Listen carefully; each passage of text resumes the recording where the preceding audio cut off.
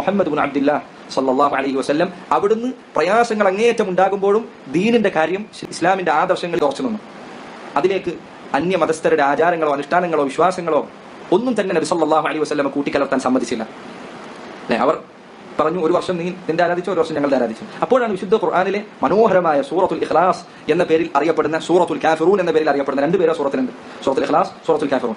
ഈ രണ്ട് പേരുകളിലും അറിയപ്പെടുന്ന വിശുദ്ധ ഖുർആനിലെ മനോഹരമായ സൂറത്ത് അവതരിച്ചത്. അല്ലാഹു പറഞ്ഞു, ഖുൽ യാ അയ്യുഹൽ കാഫിറൂൻ, മുഹമ്മദ് നീ അവരോട് പറയുക, യാ അയ്യുഹൽ കാഫിറൂൻ, അല്ലയോ കാഫിറുകളെ, അല്ലയോ അല്ലാഹുവിന്റെ ദീൻ സ്വീകരിക്കാത്ത ആളുകളെ, ലാ അഅ്ബുദു മാ തഅ്ബുദൂൻ, നിങ്ങൾ ആരാധിക്കുന്നതിന് ഞാൻ ആരാധിക്കുകയില്ല, ഒരിക്കലും ആരാധിക്കുകയില്ല. വലാ അൻതും ആബിദൂന മാ അഅ്ബുദ്, ഞാൻ ആരാധിക്കുന്നതിന് നിങ്ങളും ആരാധിക്കുകയില്ല. ഈ കോലത്തിലാണ് നിങ്ങളെങ്കിൽ എന്റെ ദീനിലേക്ക് നിങ്ങൾക്ക് ഒരിക്കലും വരാൻ പറ്റില്ല.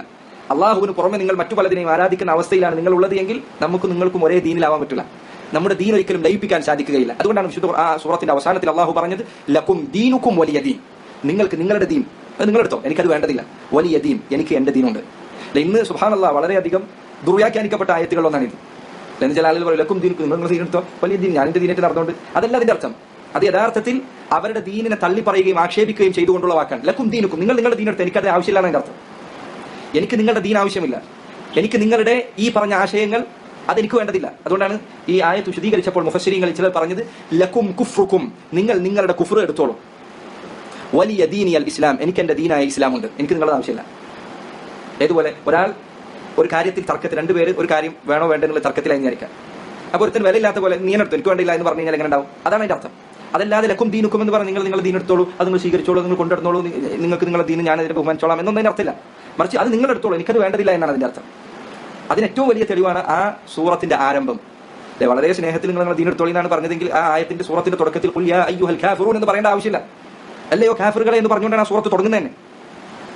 അത് ഒരിക്കലും പ്രോത്സാഹിപ്പിച്ചുകൊണ്ടുള്ള വാക്കല്ല, മറിച്ച് ശക്തമായ വാക്ക് പറഞ്ഞ സന്ദർഭമാണ്. ഇന്ന് സുബ്ഹാനല്ലാഹ്, നമുക്ക് നിങ്ങൾ വിശുദ്ധ ഖുർആൻ അവതരിപ്പിക്കപ്പെട്ട സന്ദർഭങ്ങളിൽ നിന്ന് മാറ്റി വായിച്ചാൽ ഉണ്ടാകുന്ന അപകടം ഇത് നമുക്ക് മനസ്സിലാവും.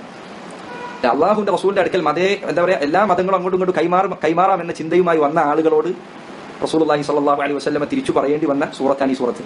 അതാണ് ഇന്ന് ആളുകൾ മതങ്ങൾ പരസ്പരം അങ്ങോട്ടും ഇങ്ങോട്ടും ലയിക്കണം എന്ന് പറയാൻ തെളിവാക്കുന്നത്. ഖുർആൻ അതിന്റെ സാഹചര്യങ്ങളിൽ നിന്ന് മാറ്റി വായിക്കപ്പെട്ടാൽ എന്തായിരിക്കും അതിന്റെ അവസ്ഥ എന്നതിനുള്ള ഏറ്റവും വലിയ തെളിവാണ്. നമ്മുടെ ദീനിൽ നിന്ന് നമ്മെ അകറ്റുക എന്നത് മുശ്രിക്കുകൾ ആഗ്രഹിക്കുന്ന അവരുടെ പൊതുവായ ആഗ്രഹങ്ങളിൽപ്പെട്ടതാണ്. അതുകൊണ്ടല്ലേ അല്ലാഹു സുബ്ഹാനഹു വ തആല പറഞ്ഞത്, വദ്ദ കസീറു മിൻ അഹ്ലിൽ കിതാബി ലൗ യർദൂനകും മിൻ ബഅദി ഈമാനികും കുഫാറൻ ഹസദൻ മിൻ ഇൻദി അൻഫുസിഹിം. മുസ്ലിമീങ്ങളിൽപ്പെട്ട കുഫാറുകളിൽപ്പെട്ട ധാരാളം ആളുകൾ അവർ ആഗ്രഹിക്കുന്നുണ്ട്, നിങ്ങൾ മുസ്ലിം ആയതിനു ശേഷം അതിൽ നിന്ന് പുറത്തു പോവുകയും ഇസ്ലാമിനെ ഒഴിവാക്കുകയും അവരെ പോലെ കാഫിറുകളാവുകയും ചെയ്തിരുന്നെങ്കിൽ എന്ന് അവർ ആഗ്രഹിക്കുന്നുണ്ട്. അതുകൊണ്ട് ഈ ഒരു ചിന്ത ഇസ്ലാമിനെ നശിപ്പിക്കാൻ, അതിൽ നിന്ന് നമ്മെ പുറത്തെത്തിക്കാൻ വ്യത്യസ്തങ്ങളായ മാർഗ്ഗങ്ങൾ മുശ്രിക്കുകൾ ഉപയോഗിക്കുമെന്ന ചിന്തയും ബോധ്യവും ഓരോ മുസ്ലിമിന്റെ